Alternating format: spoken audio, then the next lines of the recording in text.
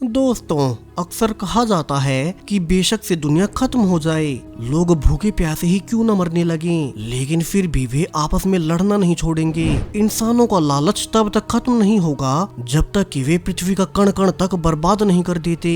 अब हमारी आज की कहानी ऐसे ही भविष्य की पृथ्वी की है, जब तीसरे विश्व युद्ध के बाद न्यूक्लियर धमाकों का धुआं पृथ्वी के वातावरण में घुल गया, जिसकी वजह से सूर्य की किरणें पृथ्वी पर पहुंचना ही बंद हो गई। यानी कि अब धीरे धीरे टेम्परेचर इतना नीचे गिर चुका है कि सारे ही समुद्र तक बर्फ में जम गए, यानी कि पूरी पृथ्वी पर फिर से आइस एज आ गया। अब यहाँ से हम कैरोलाइन नाम की एक औरत को देखते हैं, जो कि अभी अपनी बेटी के साथ किसी सेफ जगह पर जा रही थी। दरअसल अब चूंकि पृथ्वी पर टेम्परेचर लगातार नीचे गिर रहा है, तो सभी लोग ऐसी जगहों पर भागने लगे जहाँ की खाने और पानी के संसाधन मौजूद हों और वे सरवाइव कर सकें। लेकिन अब जब वे जा ही रहे थे कि कैरोलाइन को लोग किसी से डरकर भागते हुए नजर आए। दरअसल दूसरे सोल्जर्स उन्हें गोली मार रहे थे ताकि वे उनके एरिया में न आए। पहले ही पृथ्वी पर बहुत कम जगह बची हैं जहाँ के लोग जी सकते हैं, यानी कि अब तो अपने सर्वाइवल के लिए लोग एक दूसरे तक को मारने लगे हैं। सो कैरोलाइन अब अपनी बेटी के साथ कार में ही छिपकर बैठ जाती है,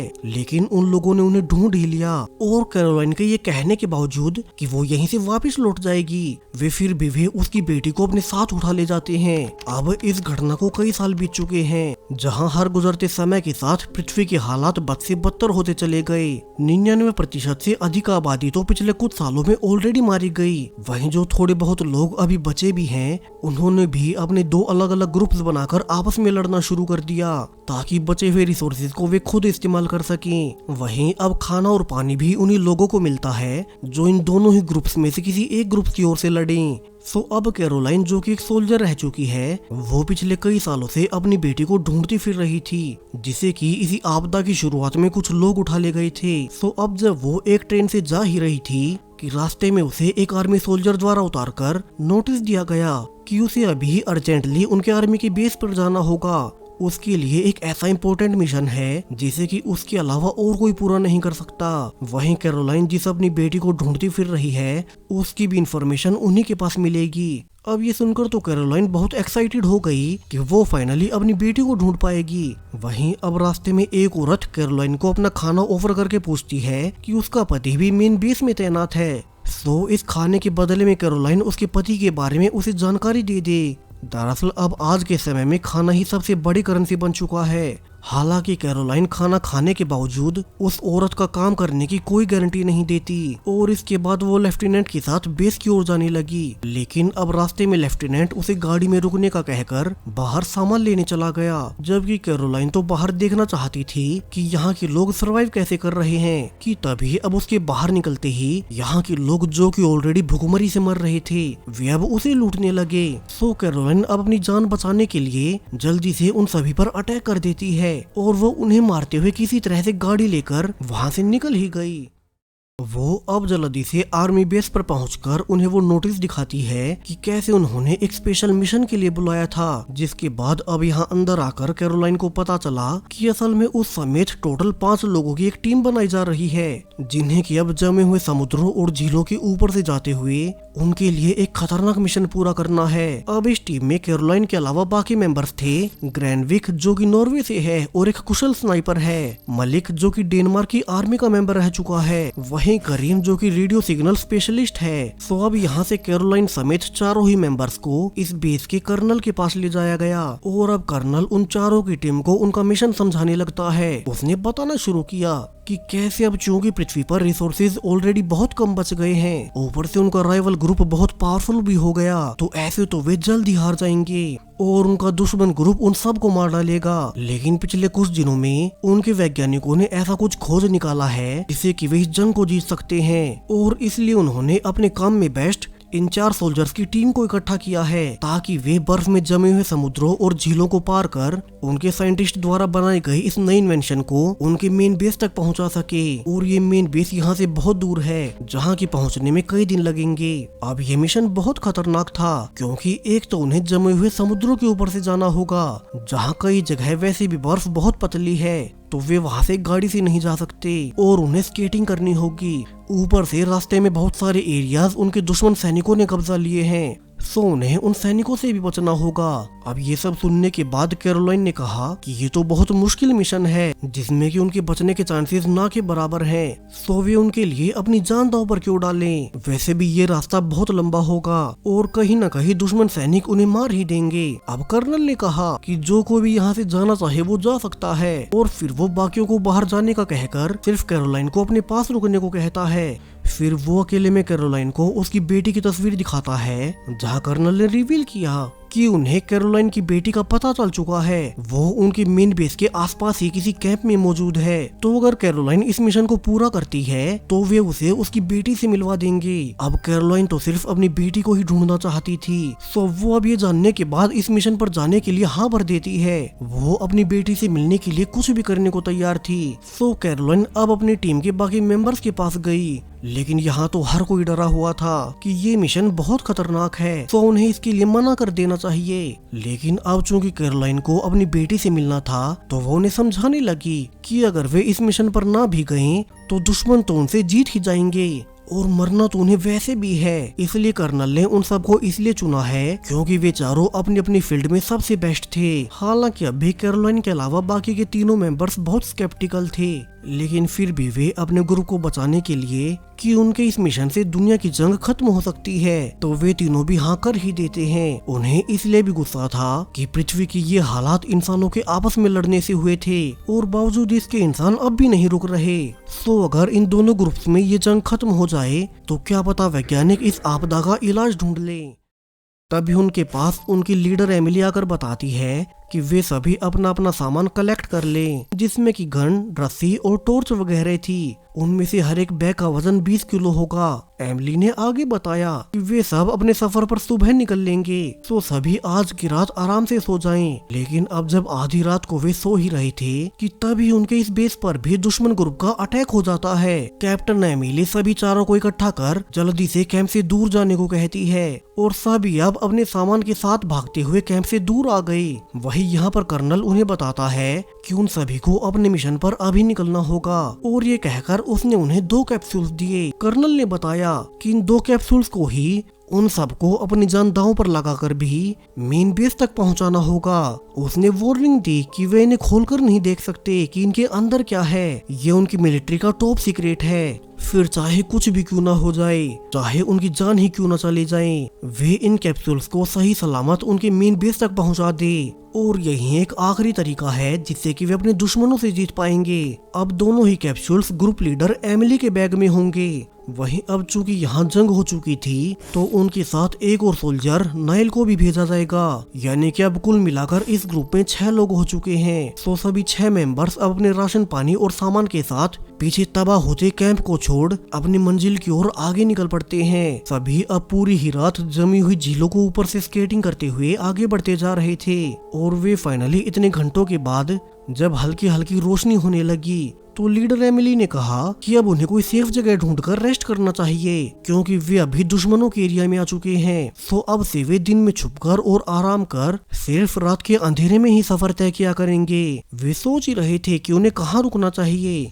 कि अब अचानक से ही नीचे से बर्फ के टूटने की आवाजें आने लगी और जब तक कोई भी संभल पाया कि उसके पहले ही लीडर एमिली बर्फ टूटने से नीचे ठंडे पानी में गिर गई, तो वहीं बाकी 5 मेंबर सीधे नीचे लेट गए ताकि उनका वेट बढ़ जाए और उनके नीचे की बर्फ न टूटे।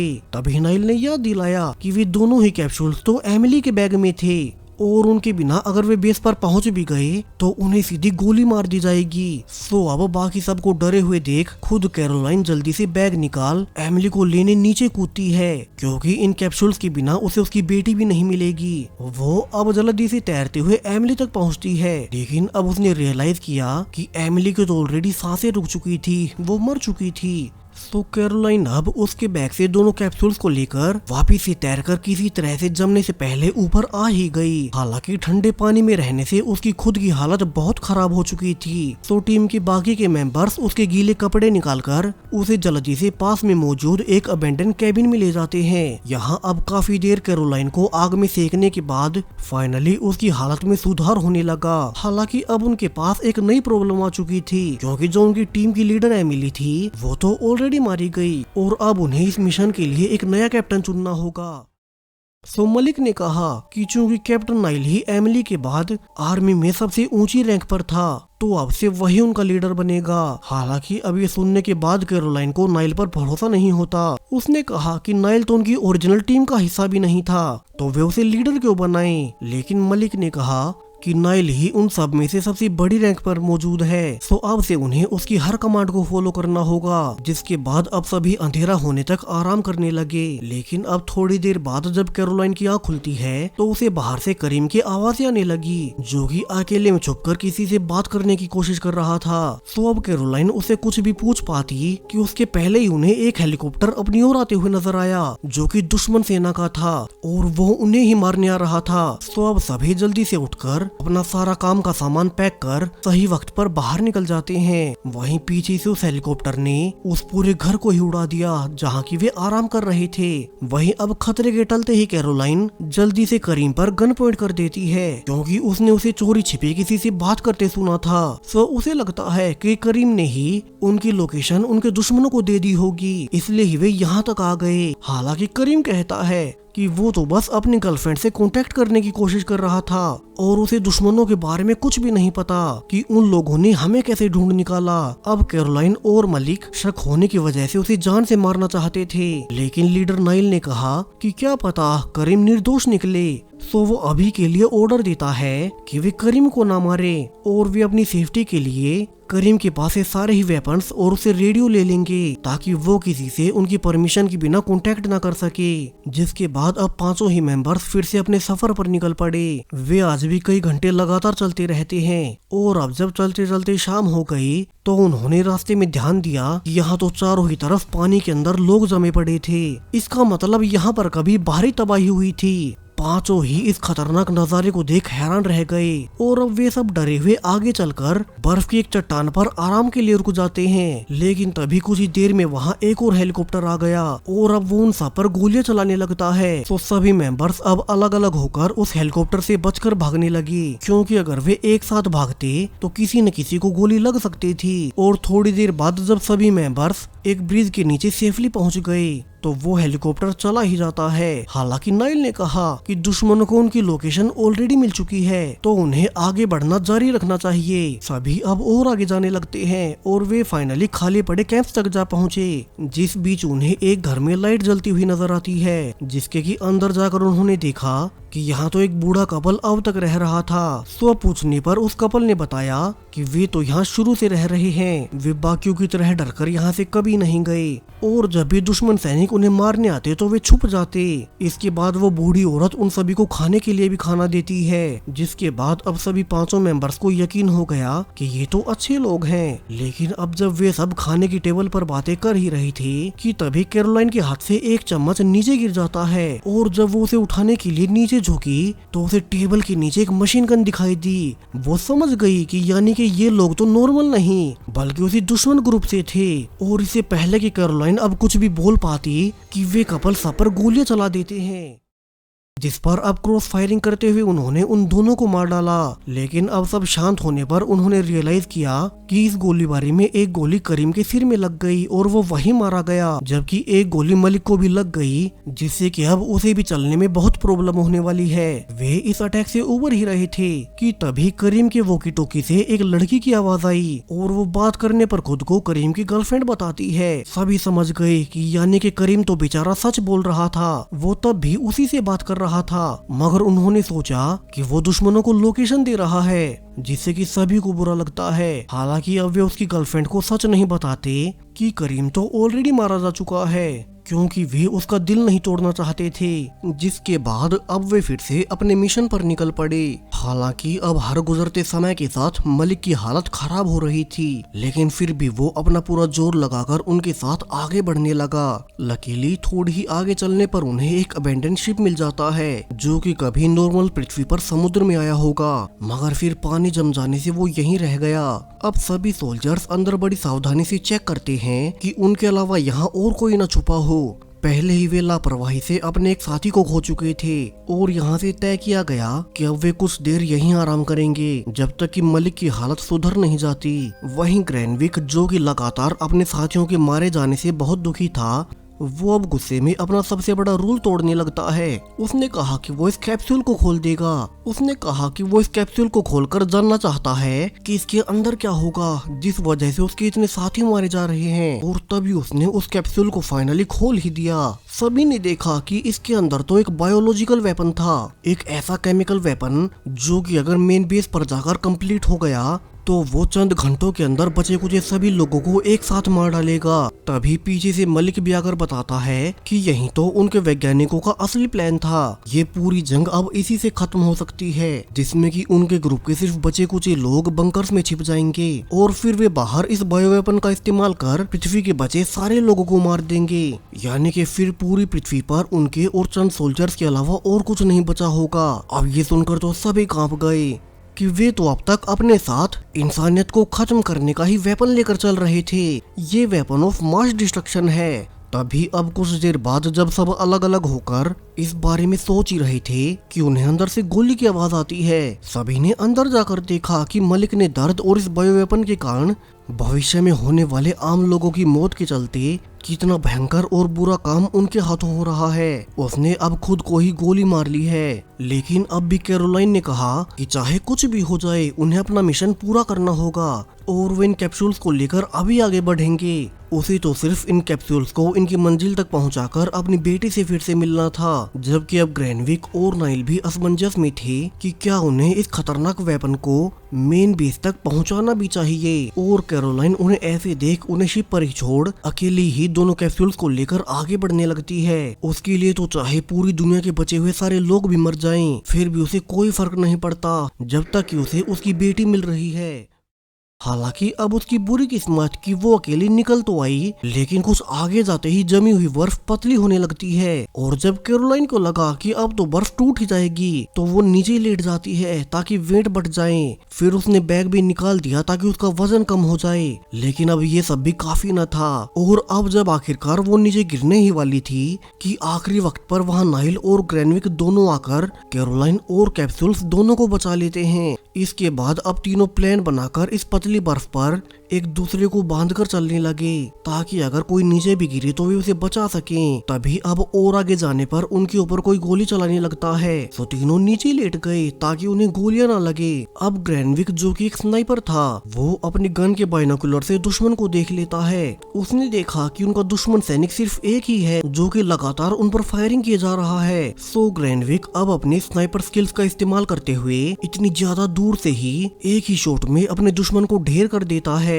फिर तीनों उसी जगह पर गए जहाँ से कि गोली चलाई जा रही थी। उन्होंने देखा कि अब यहाँ कोई जीवित नहीं था। 2 सोल्जर्स तो जमकर पहले ही मारे गए और बचे हुए एक सोल्जर को भी ग्रैनविक ने अभी मार डाला। तो तीनों फैसला करते हैं कि वे आज की रात यहीं पर इसी बेस में रेस्ट करेंगे और फिर सुबह आगे बढ़ेंगे। ग्रैनविक अब आराम करते हुए नाइल और कैरोलाइन से कहता भी है कि उसे समझ नहीं आ रहा क्या उन्हें सच में ही इस खतरनाक वेपन को मेन बेस तक पहुंचाना चाहिए। इसी तो फिर सब मारे जाएंगे, तो क्या वे इंसानियत को एक और मौका नहीं दे सकते। हालांकि कैरोलाइन ने तो ऑलरेडी तय कर लिया था कि चाहे जो कुछ भी हो जाए वो अपनी बेटे के लिए इस मिशन को पूरा जरूर से करेगी, वरना तो अगर वो इस वेपन को लेकर बेस तक नहीं पहुंची तो वे उसकी बेटी को उसे फिर कभी नहीं मिलने देंगे। नाइल और ग्रैनविक इस पर कुछ नहीं कहते, लेकिन इतना बुरा काम करने का उनका मन भी नहीं कर रहा था। और अब जब सुबह होने पर कैरोलाइन की आंखें खुली तो उसने देखा कि यहाँ तो अब सिर्फ वो और ग्रैनविक ही थे। नाइल अब यहाँ कहीं नहीं है। साथ के साथ वो तो उसकी बैग से वे दोनों कैप्सूल्स भी उठा ले गया।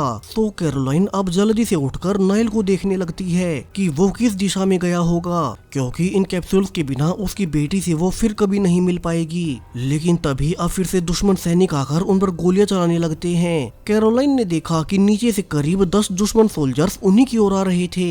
तो वो अब जल्दी से ग्रैनविक को उठाकर दोनों साथ मिलकर उन दुश्मन सैनिकों पर क्रॉस फायर करने लगते हैं। दोनों अब एक एक कर सभी दुश्मनों को मार देते हैं, लेकिन आखिर में एक दुश्मन सैनिक ने आकर कैरोलाइन के पेट में गोली मार दी। ठीक उसी समय कैरोलाइन के हाथ में एक ग्रेनेड भी था जो कि ऑलरेडी एक्टिवेट हो चुका था। सो ग्रेनविक अब कैरोलाइन की जान बचाने के लिए खुद उस ग्रेनेड के ऊपर कूद गया, जिससे कि कैरोलाइन तो बच गई मगर ग्रेनविक मारा गया। कैरोलाइन अब आखिरी सोल्जर को भी मार अपने साथी ग्रेनविक के लिए बहुत दुखी होती है, लेकिन अभी तो वो रुक नहीं सकती। वो अब जल्दी से नाइल की दिशा में आगे जाने लगी ताकि वो उसे कैप्सूल छीन सके।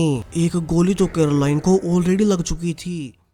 तो वो स्केटिंग द्वारा जल्दी से आगे बढ़ते हुए थोड़ी ही दूर जा रहे नाइल को देख लेती है। कैरोलाइन ने चिल्लाकर भी कहा कि नाइल वहीं रुक जाए वरना तो वो उसे गोली मार देगी। हालांकि नाइल इस खतरनाक वेपन को यहीं खत्म करना चाहता था ताकि वो बचे कुछ लोगों की जान बचा सके। और जब नाइल नहीं रोका तो कैरोलाइन फाइनली उसे भी एक गोली मारकर घायल कर देती है। फिर वो उसके पास जाकर कैप्सूल मांगने लगी। नाइल उसे फिर समझाने की कोशिश करता है कि हम इस समय जमे हुए समुद्र के ऊपर हैं, तो हमें लोगों की जान बचाने के लिए इस बायो वेपन को यहीं समुद्र के नीचे दफन कर देना चाहिए वरना तो ये बायो वेपन पूरी धरती को निकल जाएगा। हालांकि कैरोलाइन तो सिर्फ इस मिशन को पूरा कर अपनी बेटी से मिलना चाहती थी। नाइल लगातार चिल्लाता भी रहा कि इससे मासूम लोग मारे जाएंगे, लेकिन कैरोलाइन अपनी बेटी के प्यार में अंधी हो चुकी थी और वो अब फाइनली नाइल के पास से कैप्सूल्स लेकर अपने मेन बेस की ओर आगे जाने लगती है, जो कि अब यहाँ से ज्यादा दूर नहीं बचा। वहीं उसे भी गोली लगने से उसकी हालत बहुत खराब होने लगी। उसे तो अब अपने सारे ही मेंबर्स जो कि इस मिशन के दौरान रास्ते में मारे गए थे उन सब के विजन आने लगे, मानो वे कह रहे हों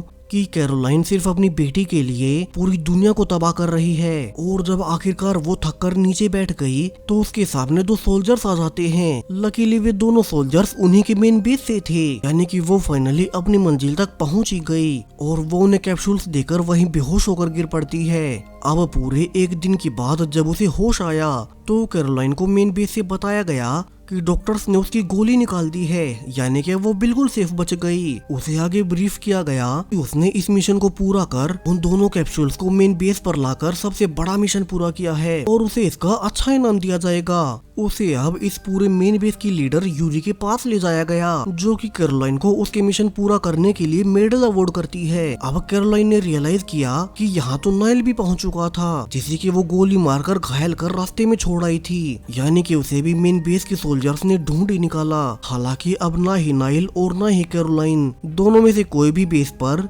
नाइल के बारे में ये नहीं बताता कि वो तो रास्ते से ही इस बायो वेपन को नष्ट करने की सोच रहा था। सो अब कैरोलाइन ने कहा कि उसे कुछ नहीं चाहिए, बस उसे उसकी बेटी से मिलना है जो कि उसे इस मिशन के बदले में वादा किया गया था। और यहाँ से कहानी का सबसे बड़ा ट्विस्ट आता है। उसे लीडर यूरी ने रिवील किया कि उन्हें उसकी बेटी के बारे में कुछ नहीं पता, उन्हें तो वो कभी मिली ही नहीं थी। दरअसल उन्हें किसी कुशल सोल्जर से अपने मिशन को पूरा करवाना था और चूंकि कैरोलाइन की सबसे बड़ी कमजोरी उसकी बेटी ही थी तो दूसरी बेस पर जनरल ने कैरोलाइन को झूठ बोल दिया कि उसकी बेटी उनके मेन बेस में है ताकि वो किसी भी हालत में अपनी बेटी के लिए इस मिशन को पूरा करे। और कैरोलाइन ने ऐसा ही किया, जबकि रास्ते में नाइल उसे रोक भी रहा था। वही अब कैरोलाइन तो सच जानकर गुस्से में लीडर यूरी पर ही टूट पड़ी, जो उन्होंने झूठ बोलकर उससे अपना काम निकलवाया।